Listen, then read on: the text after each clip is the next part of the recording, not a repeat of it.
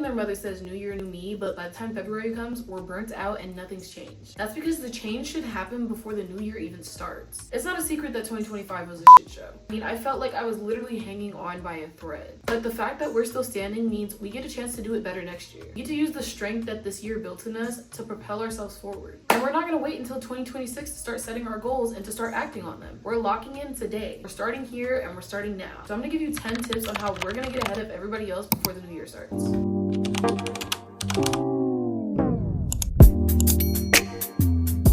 Now this video isn't about grinding it out and becoming somebody completely new overnight. It's about aligning your life with who you say you want to be. Step number 1. You're gonna do a clean life audit. A lot of the reason that we stay stuck and we keep repeating the same year over and over again is because we never stop to slow down and actually process what happened to us throughout the year. When you go back and you actually become aware of what happened to you this year, you can pick out the patterns that were hindering you and the ones that were helping you. I want you to go get a pen and a piece of paper and write down 3 things that went well this year, 3 things that didn't go well this year, 3 things that you could do better. This is gonna allow you to see your year in full so that next year you don't keep repeating the same mistakes over and over again. Number 2, your self-concept. Your self-concept is literally the core of your desires, your goals, your routines, your habits. Your self-concept tells the story about who you are. Whether you realize it or not, you protect that story. So if deep down you believe that you're inconsistent, you're behind in life, you're a person that starts something but never finishes it, your brain will do everything in its power to continue to make that story true and to protect that story. This is why a lot of people self-sabotage before things actually get the chance to work. Instead of asking yourself, what do I want?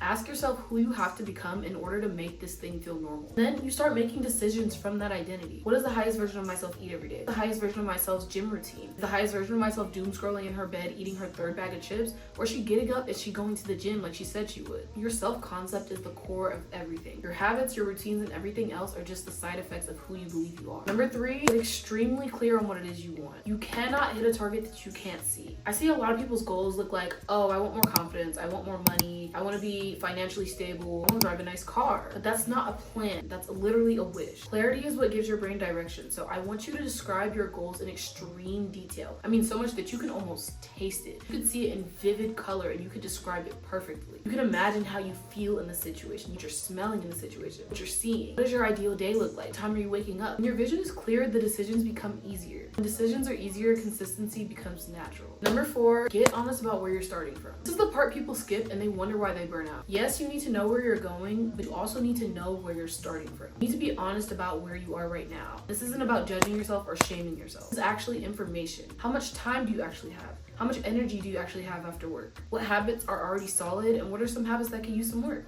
Number 5, build a plan that stretches you, not breaks you. The reason a lot of people burn out before they reach their goals is because they make a plan based off of who they want to be, not who they are right now. They might say things like, I'm gonna wake up at 5 a.m. every day. I'm gonna go to the gym 6 days a week. I'm gonna implement 8 healthy habits starting Monday. And when they can't keep up with those goals, they don't blame the plan, they blame themselves. The truth is the plan was never realistic, which is why it didn't stick. A good plan should stretch you, meaning it should challenge you just enough so you can grow, but not so much that it's going to break you. If your plan relies on motivation, adrenaline, or discipline that you haven't built yet, it's not sustainable. Ask yourself, how can I get one step closer to the best version of myself? This is gonna allow you to build 1% wins of consistency, which is going to build your confidence. And that confidence is what allows you to raise the standard later. Number 6, create systems that make your habits stick. A lot of people usually think they lack discipline when in reality they just lack systems. All the time we rely on motivation and willpower to push us through, but that's only gonna get us so far. Especially when you're tired, stressed, or overwhelmed, it can get you to the starting line, but it won't push you through to the finish. Building systems that work for you remove the need to decide every day. System is anything that makes a habit easier to start and harder to avoid. You wanna go to the gym in the morning, but your gym clothes are tucked away in your drawer. That's friction. If you wanna start journaling more, but your journal is tucked away somewhere that you can't find it easily, that's friction. If you want to eat better, but all that's in your fridge is junk food, that's friction. Your environment is either working for you or against you. Instead of asking yourself, how do you get more discipline? Ask yourself how you can design your life to support the person that you're becoming. You want to eat healthier? Keep the healthy food in the house, keep the junk food out. You want to go to the gym more? Prepare your gym bag and your gym clothes the night before. If you want to start reading more, keep books all around your house in places that you can see and easily grab. Number 7, track your progress. Your mind will literally lie to you when you're tired, overwhelmed, discouraged. There's gonna be moments where you wake up and you think, I'm not good enough. I'm behind in life. Everyone else is so much further than me. I need to hurry up and catch up. But these are feelings, not facts. If you track your progress, you literally have evidence of everything that you are doing opposed to what you're not doing. It's easy to get caught up in comparison when we're looking at everybody else, but by tracking our progress, we can see our daily wins instead of our faults. When you write things down, whether that's your workout, the video you posted, a habit you completed, days that you showed up even when it was hard, you create proof that you are moving forward. That proof matters especially on the days where your confidence is low. Tracking your progress helps you zoom out so that you can see the full picture. So instead of comparing your chapter 3 to somebody's chapter 35, you're able to start focusing on your own path and everything that you've started to accomplish. When you can see how far you've already come, it becomes so much easier to keep going. Number 8, learn how to fail faster. This one is literally my saving grace whenever I feel stuck. Most people aren't afraid of failure itself, they're just afraid of what it'll mean about them. A lot of people think failing means I'm not cut out for this, I'm not good enough, I should quit, I should stop trying. But failure isn't an identity, it's literally just information that you can use to improve yourself. Chasing something bigger than your comfort zone, failure is literally inevitable. It's just a part of the process. It doesn't mean you're doing anything wrong. It means you're learning. It means you're trying. The goal isn't to avoid failure. It's about failing faster so that when you fall, you get back up faster and you use the information that you gained to improve yourself further. Every time something doesn't work, it just gives you insight on what you need to adjust. Every setback gives you data. Every mistake gives you a better idea. Every mistake makes you more equipped than you were before.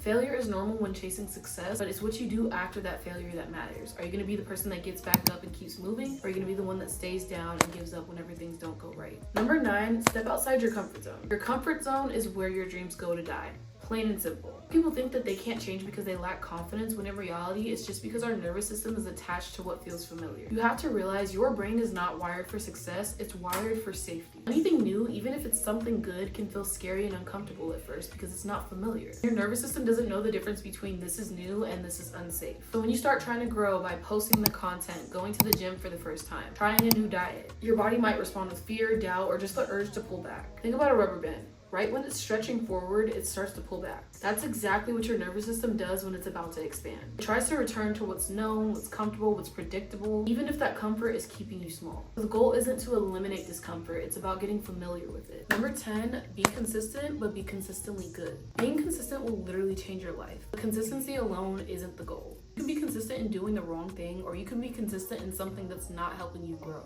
What actually creates long-term success is consistent refinement. When you focus on getting 1% better, you take one step closer to your goals every single day. If you're an ambitious person like me, you naturally want to go at everything at once and try to pack everything on yourself at once, when in reality, all that's going to do is burn you out. If you focus on improving yourself 1% every day, focusing on how to get 1% better at whatever it is that you are trying to chase, tiny improvements don't feel impressive in the moment, but they add up. You don't wake up one day suddenly confident, successful, and exactly where you want to be. You wake up one day and realize you're the type of person that shows up for themselves, that they trust themselves now. They don't quit when things get hard. Productivity isn't about being busy, it's about being effective at whatever it is you're doing. You have a million things on your to-do list, but if you're not actually getting anything important done, you're never gonna see any real progress. Start with 3 main things that you need to do each day and make sure each and every single one of those things get ticked off. And if you continue to do that every single day, every single week, every single month, in a year from now, you'll be in a completely different place. And every day, ask yourself, how can I be better than I was yesterday?